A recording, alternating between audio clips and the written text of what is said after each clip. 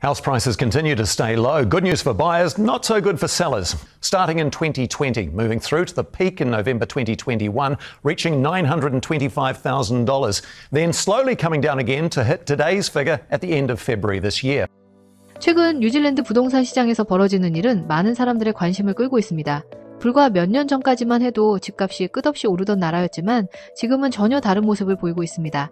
팬데믹 기간 정점을 찍었던 주택 가격이 고점 대비 두 자릿수 하락을 기록하며 사실상 2019년 수준으로 되돌아간 것입니다. 이렇게 급격한 전환을 보면서 자연스럽게 드는 질문은 과연 호주도 같은 길을 걷게 될 것인가 하는 점입니다. 오늘은 뉴질랜드 집값의 하락 배경과 호주의 현재 정책, 그리고 두 나라의 차이를 통해 앞으로의 향방을 차분히 짚어보겠습니다. 뉴질랜드의 집값은 2020년에서 2021년 사이 팬데믹 기간에 급등했습니다. 초저금리와 정부의 경기 부양책이 겹치면서 전국적으로 주택 가치가 폭발적으로 뛰어올랐습니다. 하지만 2022년 이후 상황은 급격히 달라졌습니다. 금리 인상과 경기 둔화가 겹치면서 가격이 꺾였고 지금은 고점 대비 약 마이너스 17.5% 수준에서 바닥을 탐색하는 흐름을 보이고 있습니다. 다만 팬데믹 직전과 비교하면 여전히 16% 이상 높은 수준을 유지하고 있어 완전한 붕괴라기보다 고점 조정의 성격이 짙습니다. 금리 흐름을 보면 뉴질랜드 중앙은행은 2021년 말까지 0.25%였던 기준금리를 불과 2년 사이 5.5%까지 올렸습니다. 이는 뉴질랜드 역사상 가장 빠른 금리 인상 주기였습니다. 그러나 물가와 경기 둔화를 반영해 이후 금리를 낮추기 시작했고 2025년 8월 현재 기준금리는 3% 수준입니다. 흥미로운 점은 금리가 이렇게 빠르게 내려왔음에도 불구하고 집값이 즉시 반등하지 못하고 있다는 사실입니다. 단순히 금리를 내리는 것만으로는 주택가격 회복이 보장되지 않는다는 것을 보여줍니다. 정책 측면에서도 중요한 변화가 있었습니다. 뉴질랜드는 2018년 저신다 하던 총리가 이끌던 노동당 정부 시절 외국인 비거주자의 기존 주택 매입을 전면적으로 금지하는 해외 투자법 개정안을 도입했습니다. 다만 호주와 싱가포르 시민권자는 양국 간 협정에 따라 예외가 인정되었지만 그 외 해외 투자자의 수요는 사실상 차단되면서 시장 과열을 억제하는 효과가 뚜렷했습니다. 이어서 2021년에는 아던 정부가 주택시장 투기를 억제하기 위해 투자자들의 임대주택 대출 이자 비용을 비용으로 공제하지 못하도록 단계적으로 제한하는 세제 개편을 단행했습니다. 이로 인해 신규 투자자의 세부담이 크게 늘었고 투자 수요는 빠르게 위축되었습니다. 다만 정권 교체 이후 2023년 말 출범한 크리스토퍼 럭슨 총리의 국민당 정부는 투자 위축으로 인한 공급 부족과 경기 둔화를 완화하기 위해 방향을 전환했습니다. 2024년 4월부터는 이자 비용의 80%까지 공제가 다시 허용되었고 2025년 4월부터는 전액 100% 공제가 가능하도록 로드맵을 확정했습니다. 이는 투자 환경을 회복시키려는 의도였지만 이미 약세로 굳어진 시장 분위기와 늘어난 매물, 둔화된 수요를 단기간에 되돌리기에는 역부족이라는 평가가 많습니다. 브라이트 라인 테스트라고 불리는 단기 양도차익 과세 제도도 뉴질랜드 주택시장에 중요한 영향을 미쳤습니다. 이 제도는 쉽게 말해 일정 기간 안에 집을 사고 팔 경우 발생한 차익에 대해 소득세를 부과하는 규정입니다.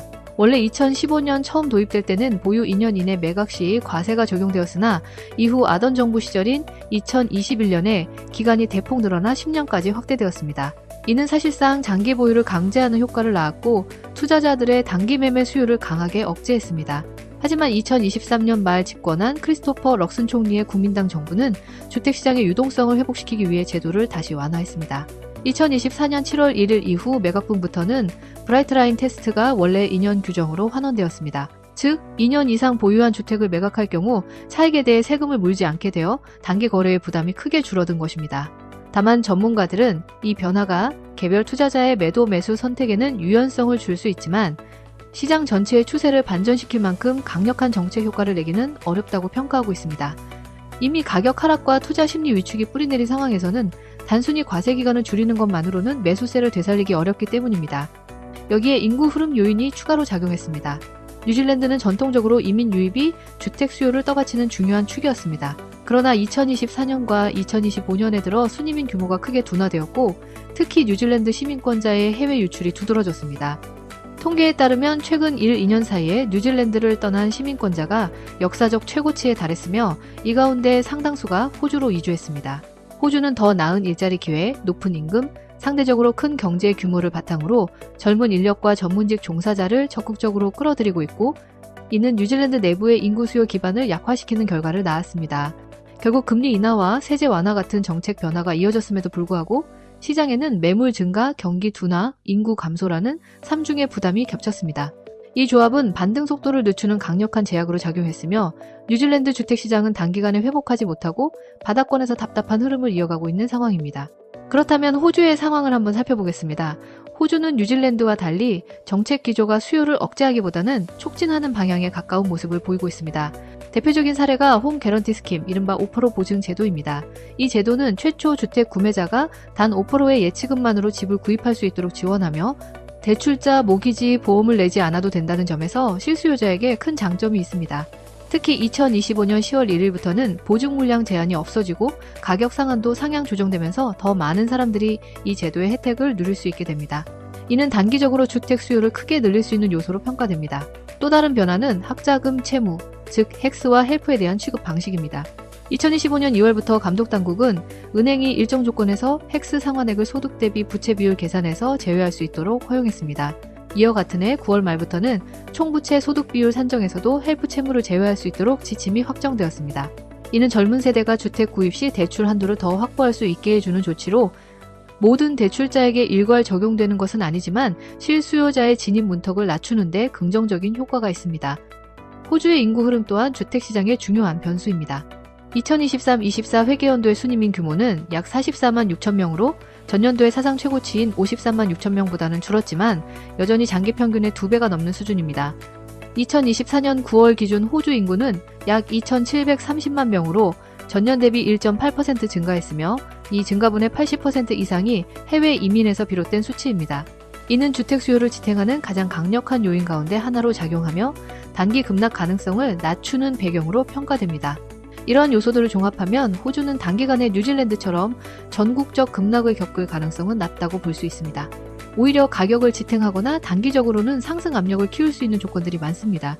실제로 보증제도 확대가 가격을 자극할 수 있다는 경고가 이어지고 있으며 정부는 6년간 약 0.5% 상승 효과에 그칠 것이라고 전망했지만 민간 분석에서는 일부 지역에서 단기적으로 3%에서 6%, 많게는 9% 가까운 가격 상승을 불러올 수 있다고 지적하고 있습니다.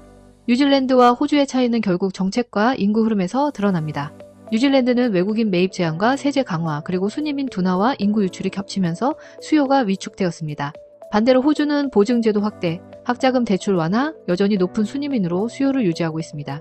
따라서 호주 주택 시장을 볼 때는 단순히 금리 인하나 경기 둔화만을 기준으로 판단하기보다 인구 구조와 정책의 방향, 공급의 대응 속도를 함께 고려해야 합니다.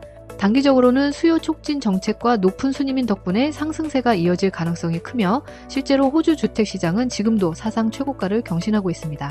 하지만 장기적으로는 공급 부족과 구매력 악화라는 더 큰 과제를 안고 있습니다. 흥미로운 점은 뉴질랜드 역시 2021년 고점 대비 약 마이너스 17% 조정을 거친 뒤 이제는 완만한 회복 국면에 들어섰다는 것입니다. 주요 기관들은 2025년에 약 3에서 4% 상승, 2026-27년에는 5에서 6%대의 추가 상승을 예상하고 있어 장기적으로는 다시 회복세를 밟을 수 있다는 전망이 우세합니다. 지금까지 우리는 뉴질랜드 집값 하락의 원인과 호주와 뉴질랜드의 정책, 인구 구조 차이에 대해 살펴보았습니다. 그러면 여러분은 호주도 뉴질랜드처럼 조정을 겪을 것이라고 보십니까? 아니면 여전히 강한 수요와 정책적 지원 속에 상승세를 이어갈 것이라고 생각하십니까? 댓글로 의견을 남겨주시기 바랍니다. 오늘도 시청해주셔서 감사드립니다.